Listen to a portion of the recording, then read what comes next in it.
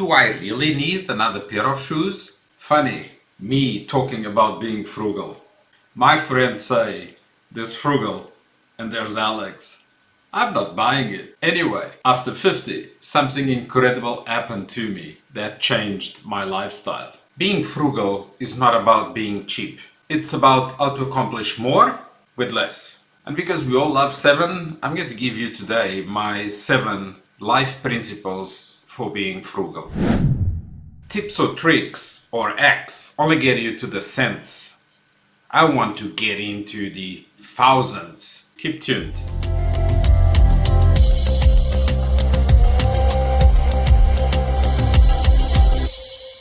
I've traveled quite a bit, and when I mean travel, I mean relocation travel. And relocating a lot of times, we always transport such enormous amount of baggage and luggage with us.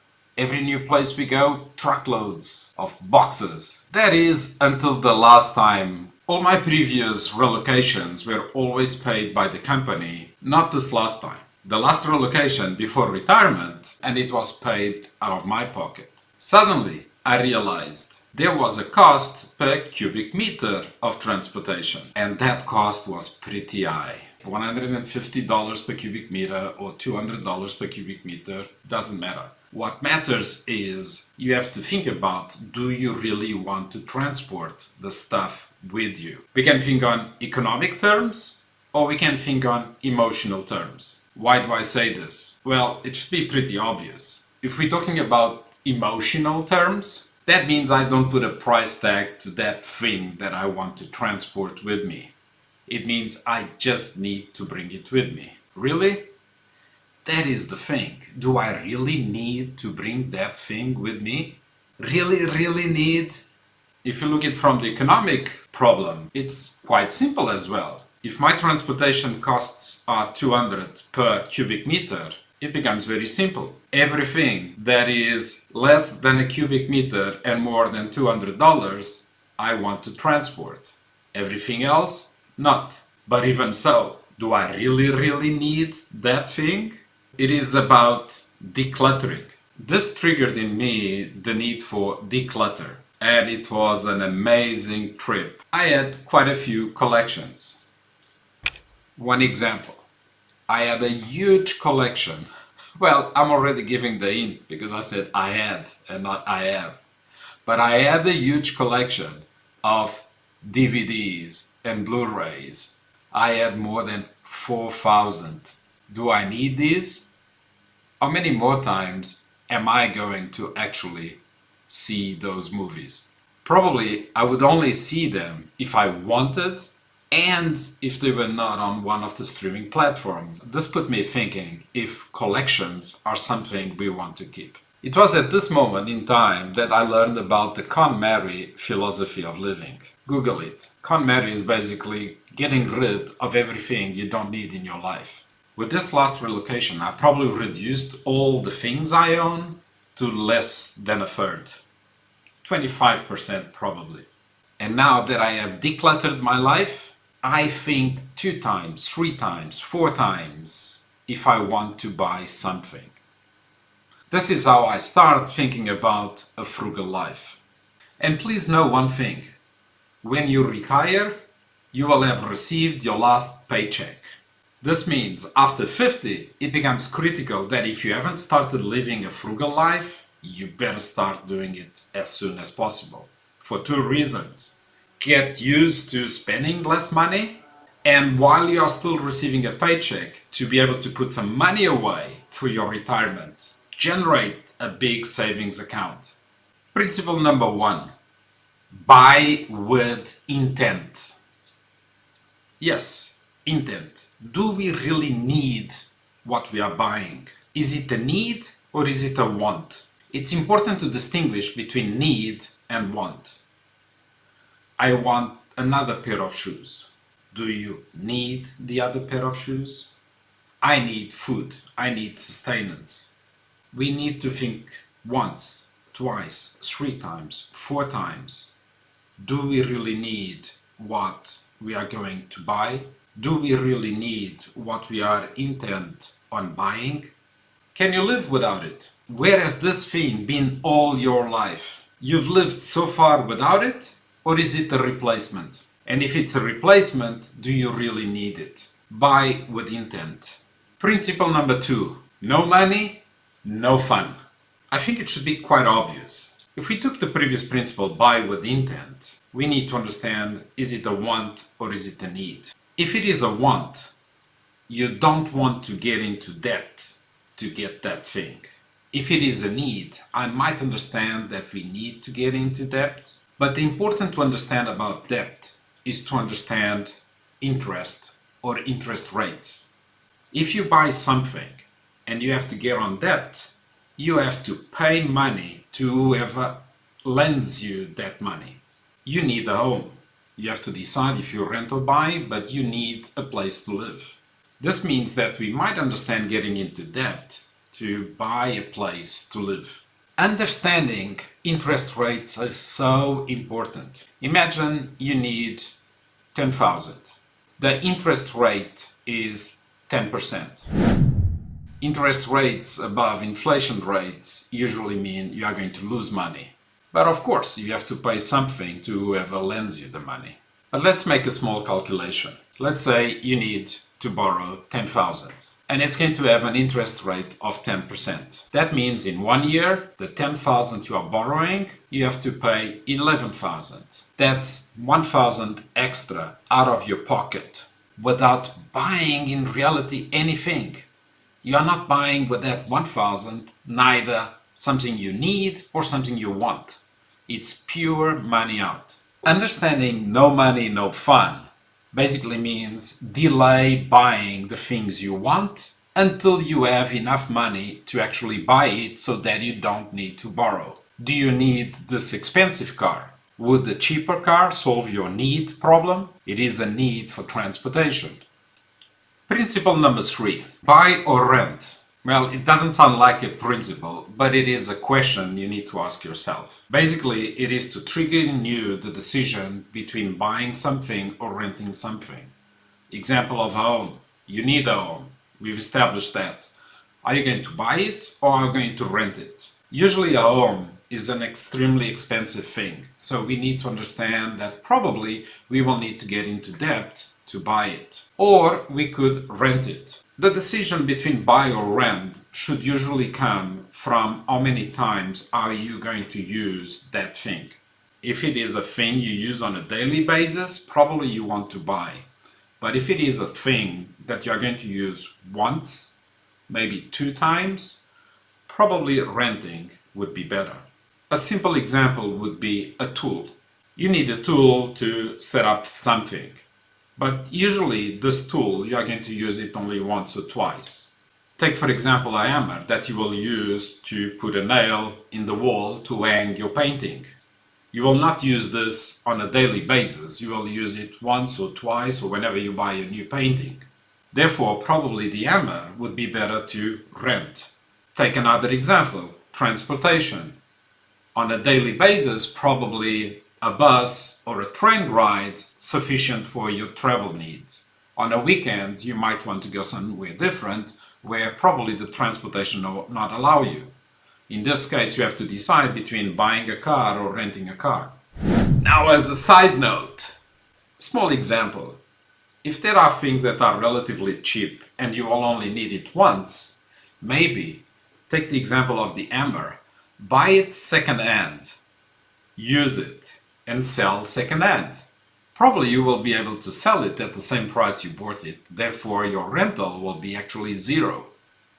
Principle number 4, understand your value.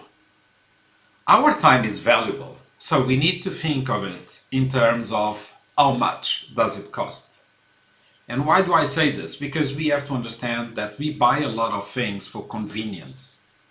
And convenience is usually associated with the time it takes to do things. One example, ordering food delivery. The delivery costs time and has a value to it. If a delivery costs, let's say, 10, and you think that your time is worth 100, then you have to consider 10 is probably 6 minutes. Would you pick up the food take more or less than the 6 minutes? Thinking about your time as money helps you make a better decision for the convenience.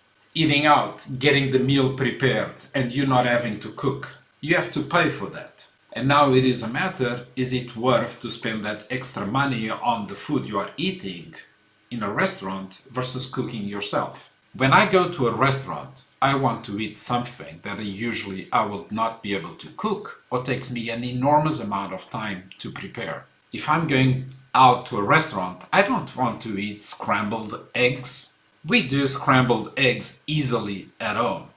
So why would I pay that extra for scrambled eggs? For eggs Benedict though, there I might go to the restaurant because it does take me a bit of time to prepare those. I hope this gives you a feeling of understanding the value of your time and the convenience of getting that thing already done. Do it yourself or get somebody else to do it for you. Doing yourself, of course, will save more money, but you have to understand how much time you are putting in. Definitely, if you are a millionaire, and I'm not, ordering takeout doesn't matter. Principle number 5, learn how to cook. Yeah, you hear me. Learn how to cook. If you don't know how to cook, definitely learn how to do it. Or else, you're going to pay a lot of money for your food. And one thing, I don't go to the restaurants unless it is for either a pleasant meal or, more importantly, to be with friends. And our social life is super, super important. If you learn how to cook, you can avoid the extra cost of a restaurant and prepare the meal at your home, even if it's a meal for many of your friends. But enjoying the time with your friends at your place with a lower cost, that will help you immensely. But more importantly, for your daily life. If you have to buy your breakfast every single day, as opposed to just quickly prepare it at home, I will bet you it's a huge difference in cost. And the good thing with learning how to cook, not only it is good on your wallet, but it's also good on your health. And by investing in your health, you also reduce the costs of health care as you grow old. Principle number 6, and this is super important, especially after 50. Save first, invest second, don't buy third. What do I mean with this? As we prepare for the retirement, we have to reduce our spend and hopefully save as much money as we can for our retirement. So with your last paychecks, especially after 50, you want to save a big proportion of that money for your future needs. And why do I say save first, invest second? When you are investing, check the commissions and the minimum value for commissions on investment funds. Usually, you should do this in buckets of 5,000 or more. The commissions that your investment funds require, usually it only justifies after 5,000. So if you are below the 5,000, accumulate first those units until you reach 5,000 and invest them to reduce the amount of commissions you pay for that investment. I learned this the hard way. I wanted to diversify my investments, so I put 1,000 there, 1,000 there, 1,000 there. When I looked, if I would have put 5,000 in one thing, the commission would be much lower than the 5 places I put 1,000. And don't buy third, which loops back into principle number 1. Do you really need to buy that thing? So save first, invest second, and don't buy third. Or don't buy first and then save it. But this is just a matter of thinking on your priorities. Saving should be the mindset, investment, the preparation for your future, and don't buy because you don't need it. Let's be honest. Do you really need that thing you want to buy? Probably not. Principle number 7. Understand brands and marketing. Yeah, understand brands and marketing. A lot of the things we buy based on brand. Or we buy because we saw a commercial and we think like, oh, I need that. Understanding brands and marketing allows you to develop a mindset of being critical about how much you're going to spend on something. Take an example. I've got a black t-shirt with no stamping. Why? Stamping is a fad. You will have some message in it and you want to use that message once in a while. The simple fact that you have a t-shirt with a message already tells you that you are not going to use it every single day. I doubt you want to be associated with being bored and always saying the same thing. The same way, a brand becomes a fad and you need to understand it. Are the quality of the materials used to do the things in that brand really worth it? Because the brand itself costs money. You can buy the same product with or without the brand, but the brand will be more expensive. And why is that? They have to pay the marketing fees, they have to pay a big overhead in the headquarters, a huge amount of staff to promote and keep the brand alive. So be cautious and understand what are the brands and what do they mean. Probably if you go to your local shop, you will buy some local products that are not global brands and will satisfy your needs. Not your wants, your needs. And important for this is understand when you're buying for yourself. You're not buying for the others. Do you want to buy a brand because it gives you the status and you want to show off your status to your friends or other people around you? Think clearly about that, and is it important? In the end of the day, you also have a brand. Is the image of you really you? Is the image you project you? Do you want to be known for the image you are transmitting? For the image you are associating with all those brands that you use and show off? Or do you want it to be about something that is of intrinsic value to you? Yeah, we do like our bit of show off. Let's try to show off with the things that really matter to your own personal brand and avoid paying money for the brands of the others. Life changes, and life after 50 is a bit different to what it was before. Subscribe to the channel and check this other video of cool things you need to know after 50.